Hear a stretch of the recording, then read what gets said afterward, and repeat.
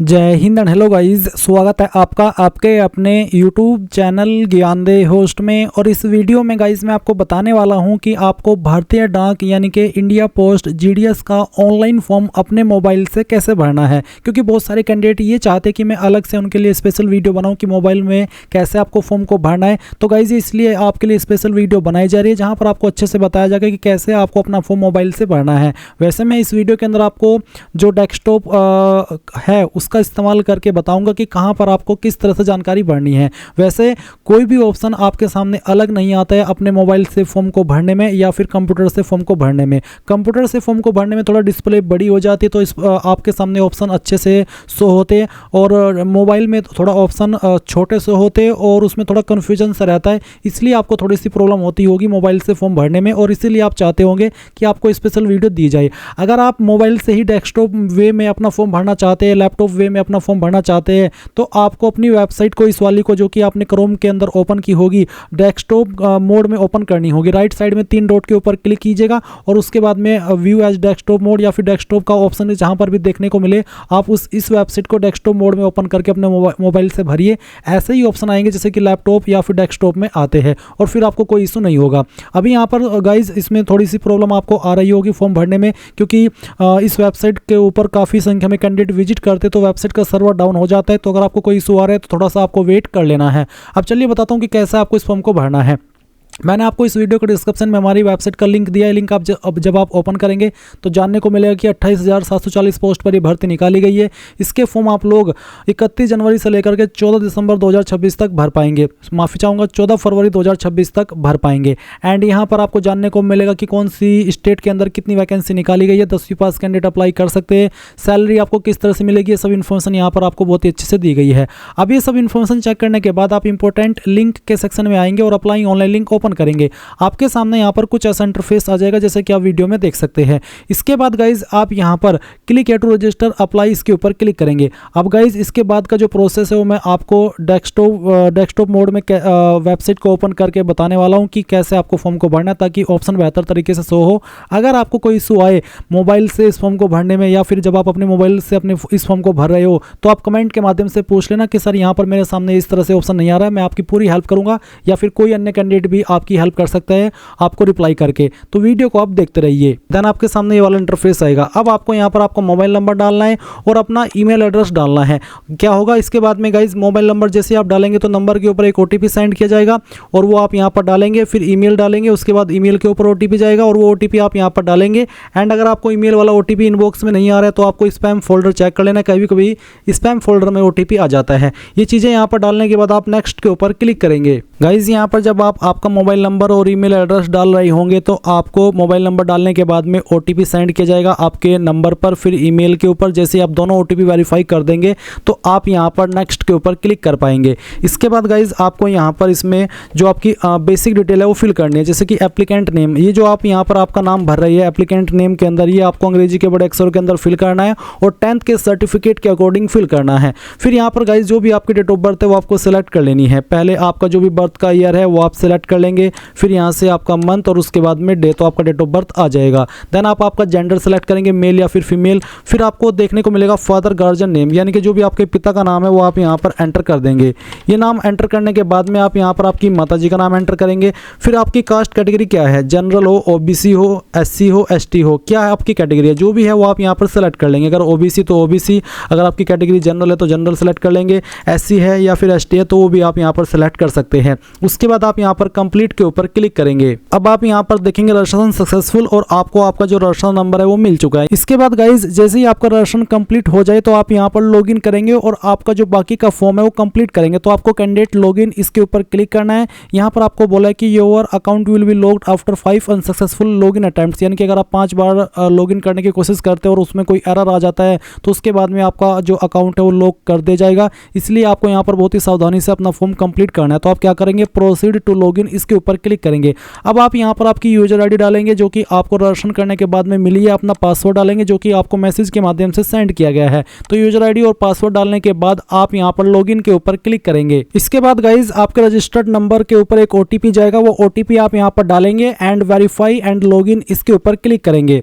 इसके बाद आपके सामने कुछ ऐसा इंटरफेस आएगा जैसे कि आप वीडियो में देख सकते हैं। यहाँ पर आ जाने के बाद में आप देख सकते हैं इसमें अप्लाई का विकल्प आपको देखने को मिल रहा है, तो आप यहाँ पर अप्लाई इसके ऊपर क्लिक कीजिए। इसके बाद में आपको यहाँ पर जो ग्रामीण डाक सेवक जीडीएस ऑनलाइन एंगेजमेंट शेड्यूल 1 जनवरी 2026 है, इसको सिलेक्ट कर लेना है। इसको सिलेक्ट करने के बाद में यहाँ पर आप कुछ जानकारी जो भी आपने रोशन करते समय भरी वो देखेंगे और कुछ जानकारी आपको यहाँ पर भरनी है। जैसे कि यहाँ पर अदर डिटेल का सेक्शन है जहाँ पर पूछा है मैरिटल स्टेटस, तो मैरिड हो, सिंगल हो, विडो, विडोवर, डाइवोर्स्ड, सेपरेटेड या अदर, जो भी आपका स्टेटस है वो आप सिलेक्ट कर लेना। फिर क्या आप पीडब्ल्यूबीडी यानी कि विकलांग हो, अगर है तो यस, नहीं तो आपको नो करना है। उसके बाद इंप्लॉयमेंट डिटेल में आपको बताना है कि क्या आप करंटली कोई जॉब कर रहे हैं। अगर आप इंप्लॉयड है तो आपको यहाँ पर यस करना है, अगर आप बेरोजगार है तो आप इसमें नो कर देना। उसके बाद में आप यहाँ पर देखेंगे एड्रेस डिटेल, तो एक तरफ है प्रेजेंट एड्रेस और दूसरी तरफ है परमानेंट एड्रेस। तो जो भी आपका प्रेजेंट एड्रेस है वो आप यहाँ पर कंप्लीट एड्रेस इस सेक्शन के अंदर फिल कर देना। इसके बाद जो आपका पिन कोड है वो पिन कोड आप यहाँ पर एंटर करेंगे। इसके बाद आपकी जो सिटी है वो ऑटोमेटिकली फैच कर ली जाएगी, स्टेट फैच कर ली जाएगी।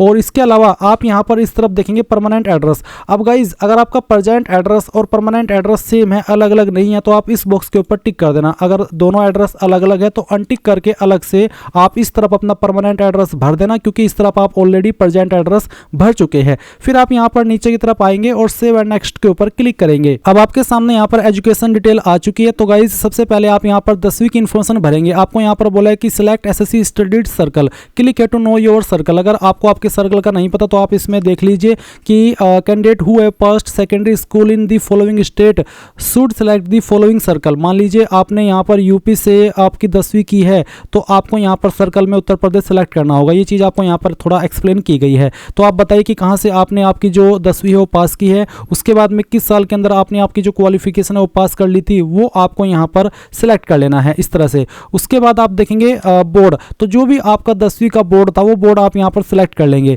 जैसे कि यहाँ पर मैंने यूपी सेलेक्ट किया तो यूपी में यहाँ पर ये सभी बोर्ड विकल्प में आ रहे हैं, तो इसमें board of high school and intermediate education Uttar Pradesh Allahabad, मैं इसको सेलेक्ट कर लेता हूँ। अगर आपका सीबीएसई बोर्ड है तो भी आप यहाँ पर सेलेक्ट कर सकते हैं। तो जो भी बेसिकली आपका बोर्ड है वो आप यहाँ पर सेलेक्ट कर लेंगे। इसके बाद आप देखेंगे एसएससी मेमो नंबर, यहाँ पर है कि enter any of the following SSC memo number या फिर एसएससी सर्टिफिकेट नंबर या फिर रोल नंबर या राशन नंबर या whole ticket number.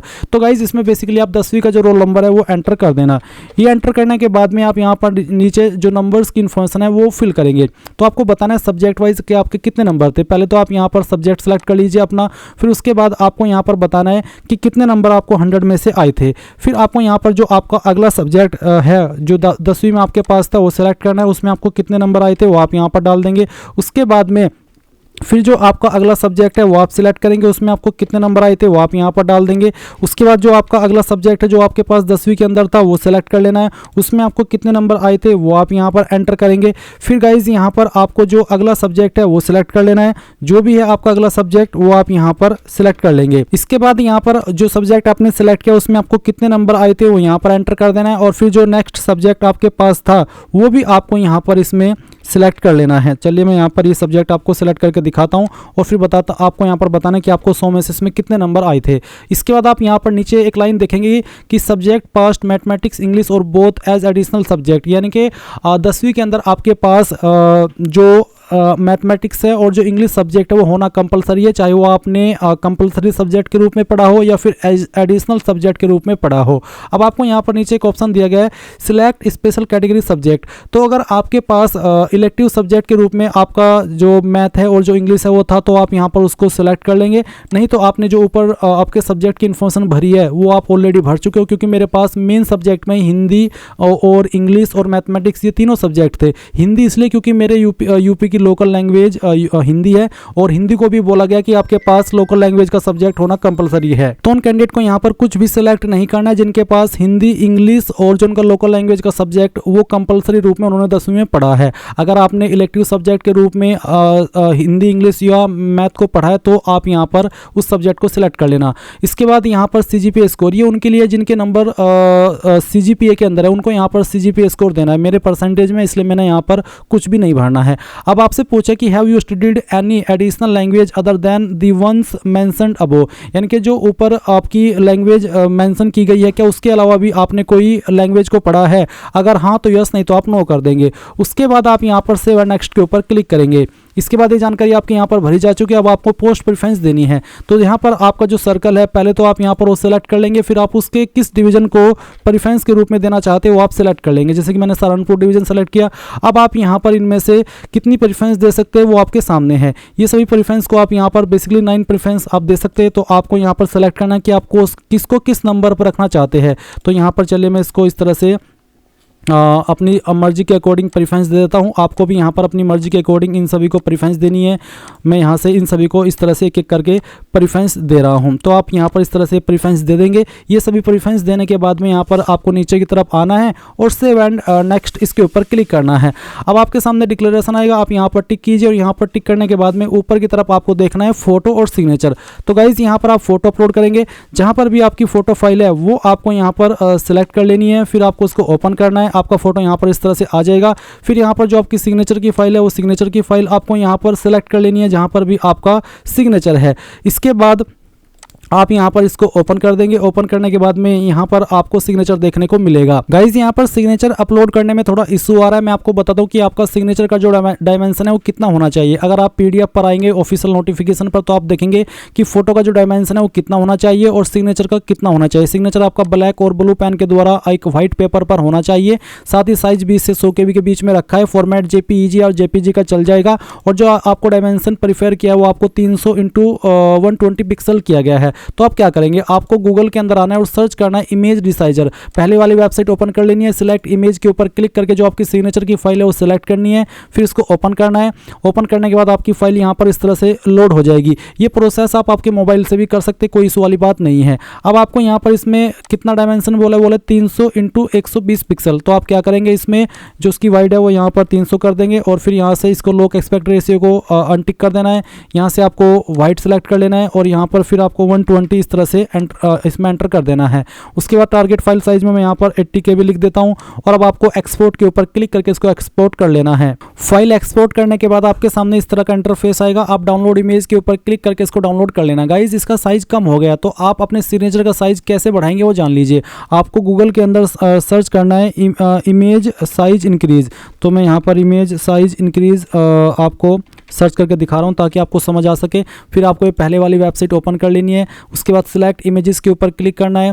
Then guys यहाँ पर जो फाइल अभी आपने डाउनलोड की है वो फाइल आपको सिलेक्ट करनी है, इसको ओपन करना है और इसका साइज आपको यहाँ पर मैं चलिए 80 KB कर लेता हूँ। इससे क्या होता है, साइज भी बढ़ जाता है और जो फोटो की क्वालिटी है वो भी ख़राब नहीं होती है। तो आप यहाँ पर अपना जो फाइल का साइज है वो बढ़ाएंगे और जैसे ये फाइल प्रोसेस हो जाएगी तो आप डाउनलोड के ऊपर क्लिक करके इसको यहाँ पर डाउनलोड कर लेंगे। फाइल डाउनलोड हो जाने के बाद में आपको यहाँ पर अगेन इस फाइल इस सेक्शन के ऊपर आना है और इस फाइल को सिलेक्ट करना है, ओपन करना है। आपकी फाइल देख लीजिए यहाँ पर आ चुकी है और कोई भी इस बार एरर नहीं आया है। अब आप नीचे की तरफ इसके ऊपर टिक करके प्रीव्यू के ऊपर क्लिक करेंगे। नाउ गाइज जो भी जानकारी आपने शुरू से लेकर अभी तक भरी है वो सभी आपके सामने है। आप एक एक करके सभी जानकारी को चेक कर लेना। जब आपको लगे कि सभी जानकारी सही है तो आप यहाँ पर इसमें अगर आपको लग रहा है कि कोई जानकारी गलत हो गई तो एडिट एप्लीकेशन के ऊपर क्लिक करके एडिट कर लेना, नहीं तो आप सबमिट एप्लीकेशन के ऊपर क्लिक करेंगे। इसके ऊपर क्लिक करने के बाद आप यहाँ पर यह सबमिट इसके ऊपर क्लिक कर दीजिए और आप देखेंगे एप्लीकेशन सबमिटेड सक्सेसफुली। अब क्योंकि ये फॉर्म मैंने SC/ST से भरा इसलिए मेरे सामने कोई फीस का ऑप्शन नहीं आया। SC/ST and all category female इनके सामने कोई फीस का ऑप्शन नहीं आएगा, ये फ्री में अप्लाई कर सकते हैं। जो कैंडिडेट जनरल OBC से इस फॉर्म को भरेंगे उनको यहाँ पर फीस पे करनी होगी। इस सेक्शन के बाद में आपको यहाँ पर ये बोला गया इस सेक्शन में कि download your application PDF from your my application card. तो आपको क्या करना है, आपको यहाँ पर इसमें डैशबोर्ड के ऊपर आना है। डैशबोर्ड में जब आप यहाँ पर आ जाएंगे तो आपको यहाँ पर माई एप्लीकेशन के सेक्शन में आना है और माई एप्लीकेशन सेक्शन में आकर के आप एक्शन के नीचे डाउनलोड PDF के ऊपर क्लिक करेंगे और आपकी जो फॉर्म की PDF फाइल है वो आपके मोबाइल के अंदर या कंप्यूटर के अंदर डाउनलोड हो जाएगी। और इस तरह से गाइज आप लोग India post GDS online form 2026 complete process कर पाएंगे। आई होप ये प्रोसेस आपको पसंद आया होगा। अगर अभी भी कोई सवाल डाउट हो तो कमेंट के माध्यम से पूछ लीजिएगा। Thanks for watching. जय हिंद।